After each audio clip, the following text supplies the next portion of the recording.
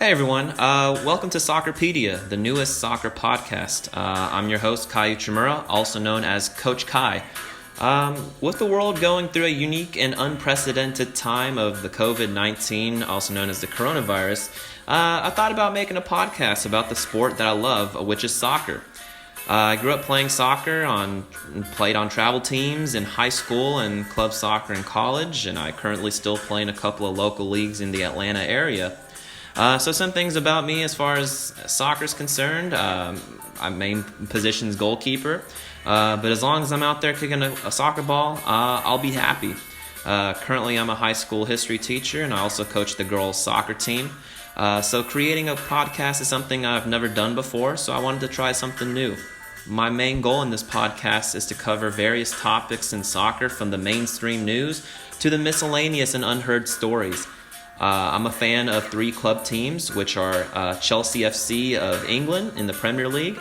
I also love HJK or HJK Helsinki in Finland's Veikkausliiga, and then Jubilo Iwata that plays in Japan's second tier.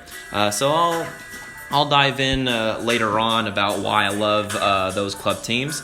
My favorite national teams are Finland, Japan, the United States, and France. I loved Zinedine Zidane, so I have a soft spot for France, and I also have a soft spot for Iceland and New Zealand soccer teams, stemming from Iceland's heroic Euro 2016 performance and New Zealand's unbeaten tournament at World Cup 2010. So, hopefully through time I can get a consistent following, and hopefully this podcast is enjoyable for those who are interested in the sport.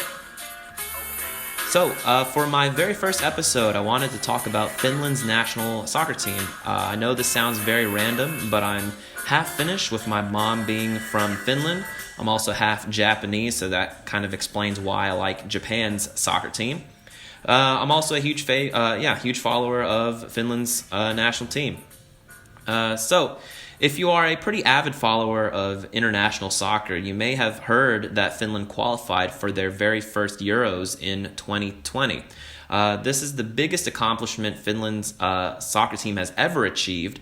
I thought I would never see the day that they qualified, and hopefully once the next Euros are played out, I can see the 5 million Finns around the world cheering for the Huhkajat, which is Finland's national team nickname, which translates to Eagle Owls.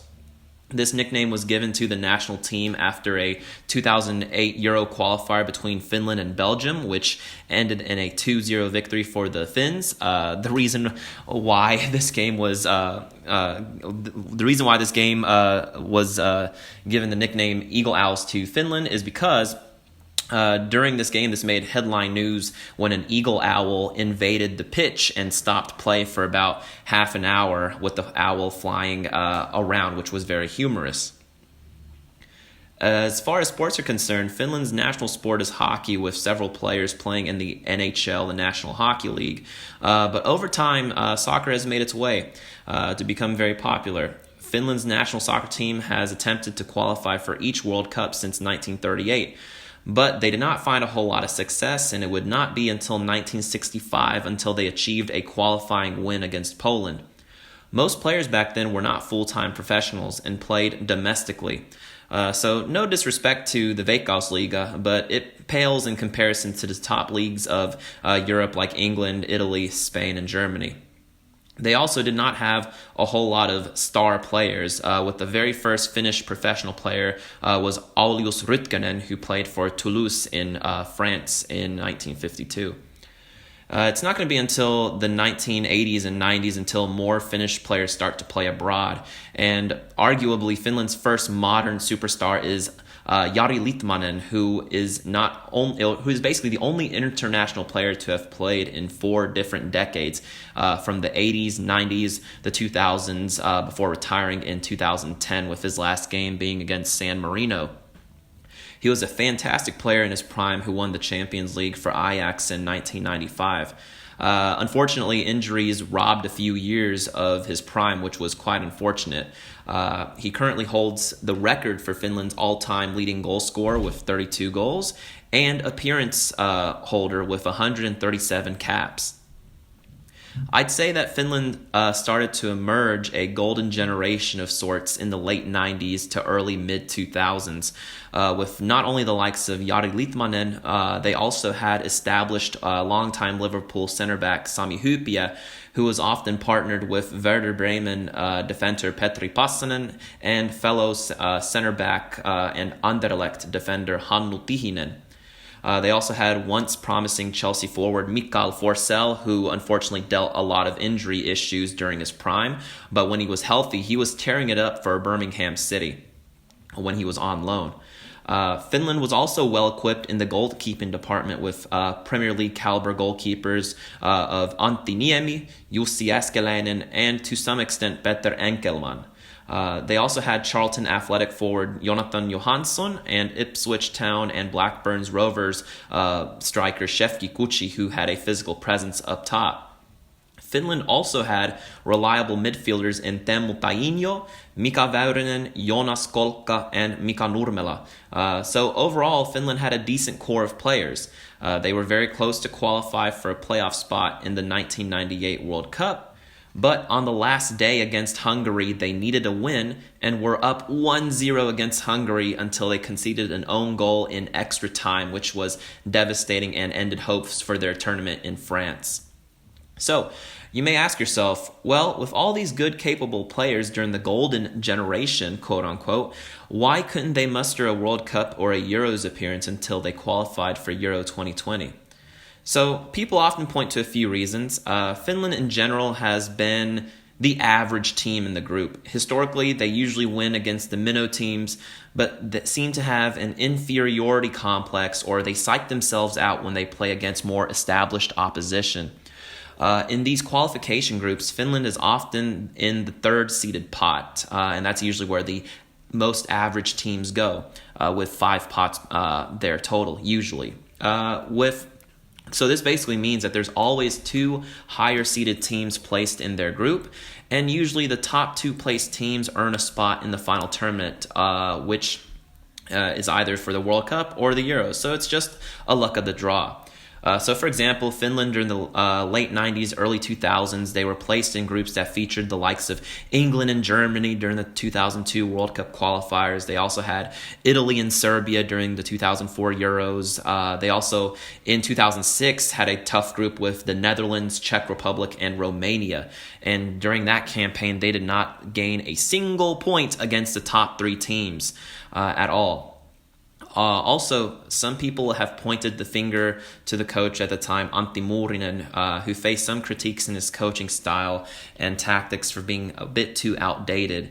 The reason why he was appointed head coach is because he gained some fame in the late 90s for coaching the historically top Finnish club team HJK Helsinki to their very first UEFA Champions League, which put him on the spotlight to help out the national team.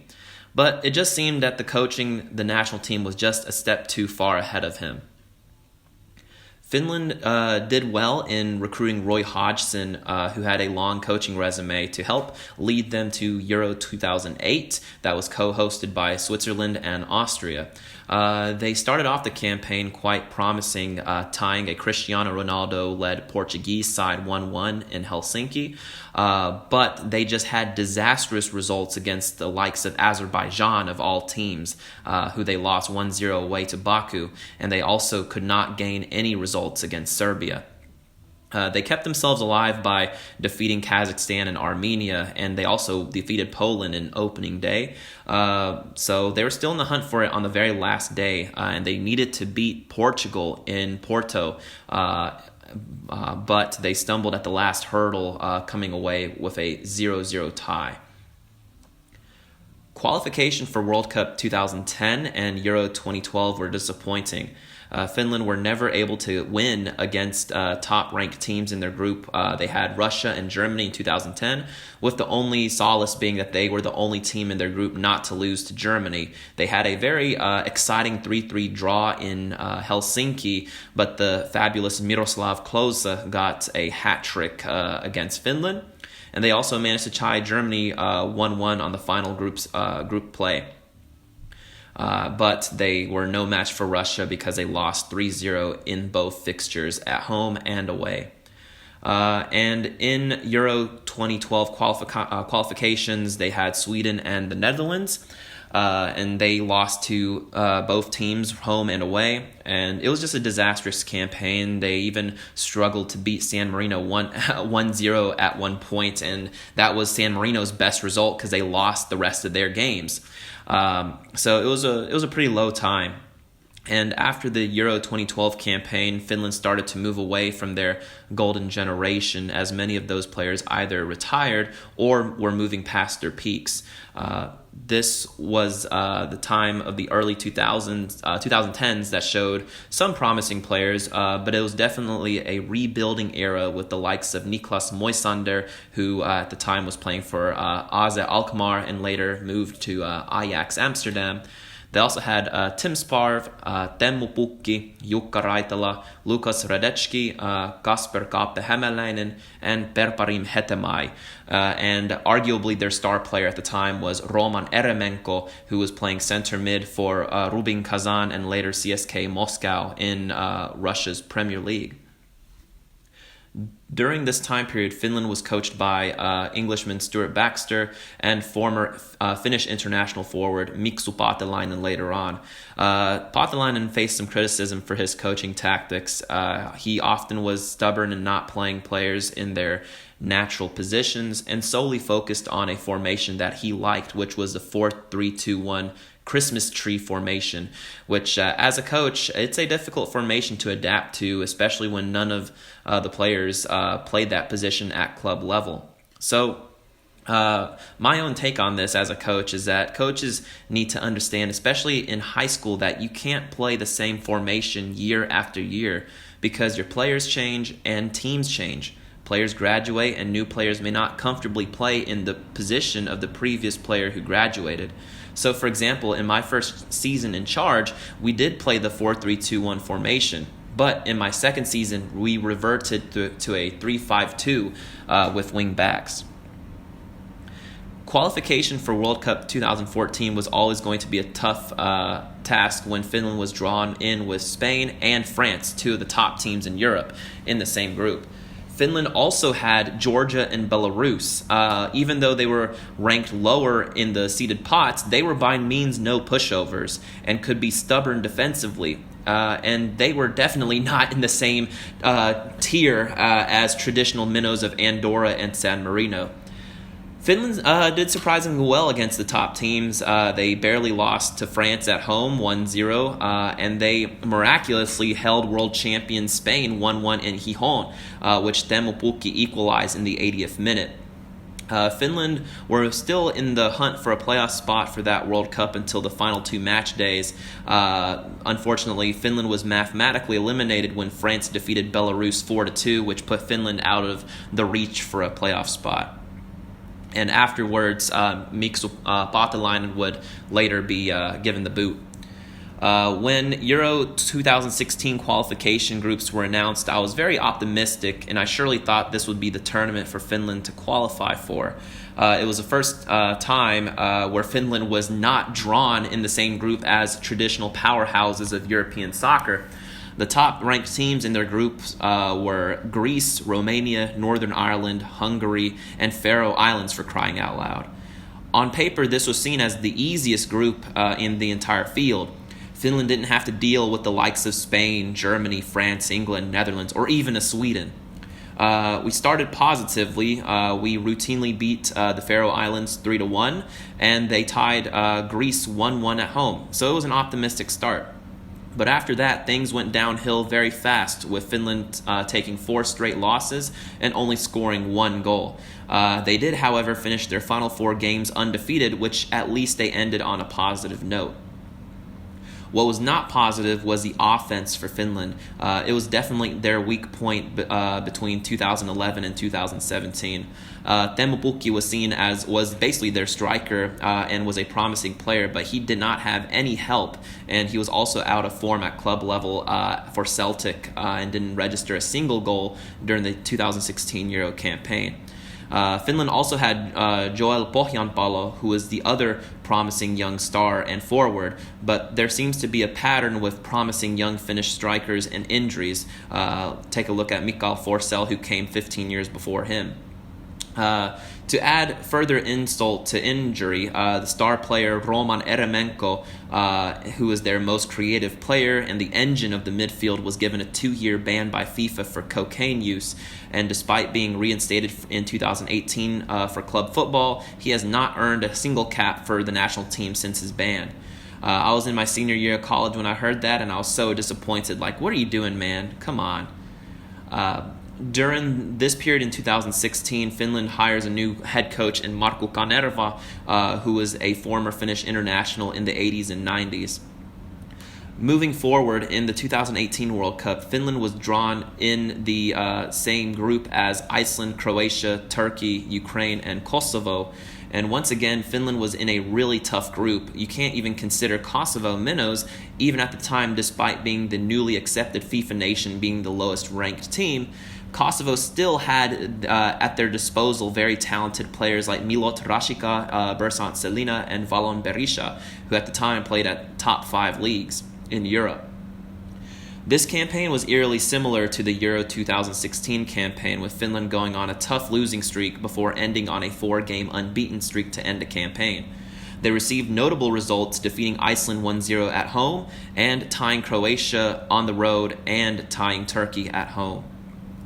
Things started to turn better for Finland with the introduction of the inaugural UEFA Nations League, which was a league tournament that pitted similar strength teams in the same league and group.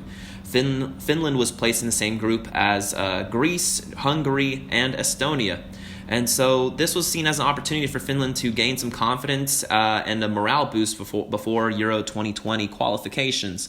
And so in this Nations League, they would play the Greece, Hungary, and Estonia home and home. And they started off really well. They got 4 wins in 4 games, which put them in first place. And they were crowned champions in their group mathematically with 2 games to spare. So this was a huge morale boost for the national team, and it would prove to be vital for their success moving forward.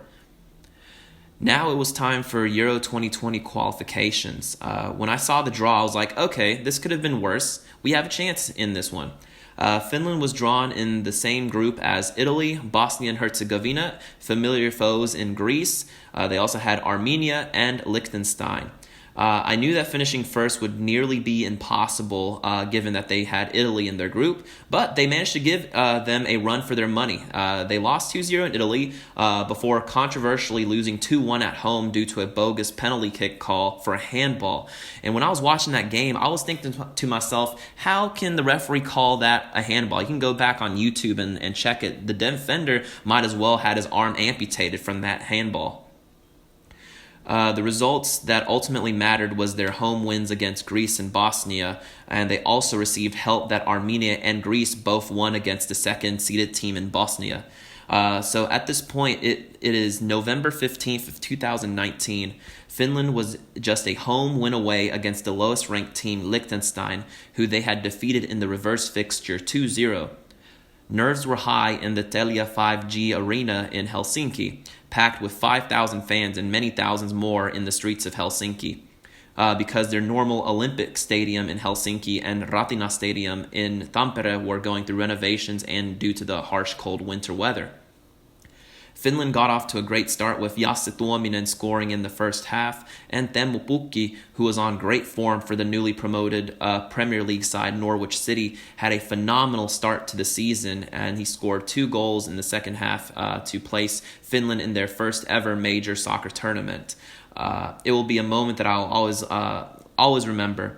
Finland can lose every single game whenever the next Euros are, but the fact that they finally made it is all I wanted to witness.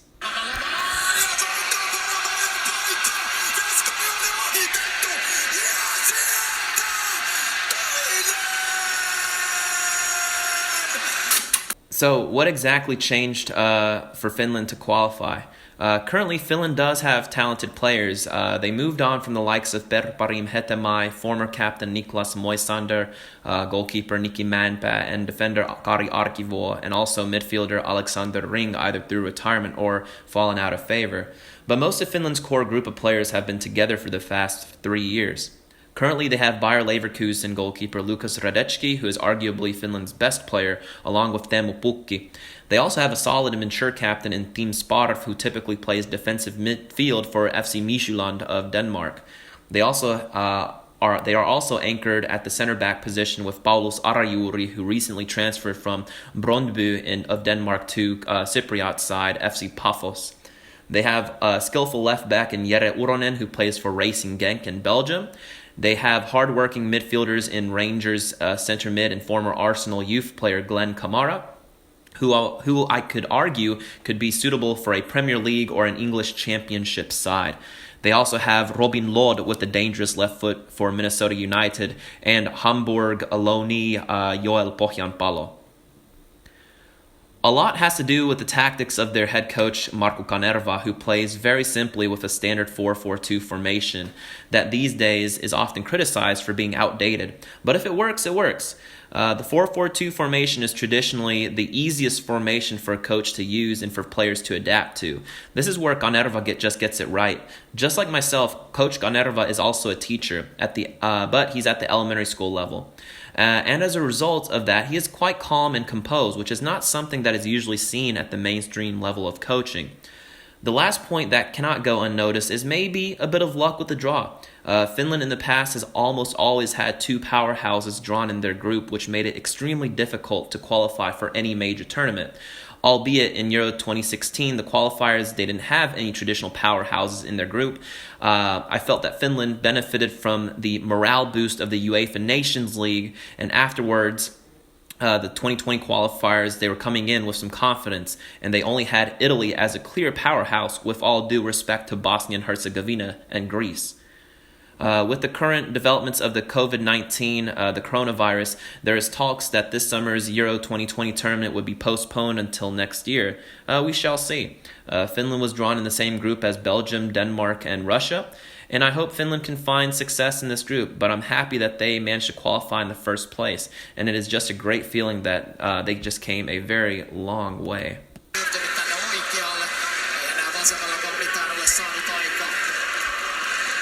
Yksi ammattilaissarjojen miehistä ei hänkään kesää ole tehnyt. Tuntuu, että tänään uhkaat omaisenkin olisi tullut vastaan, vaikka sitä kovemminkin jalkapallon vaan. Ja soittaa Poromäen paikka.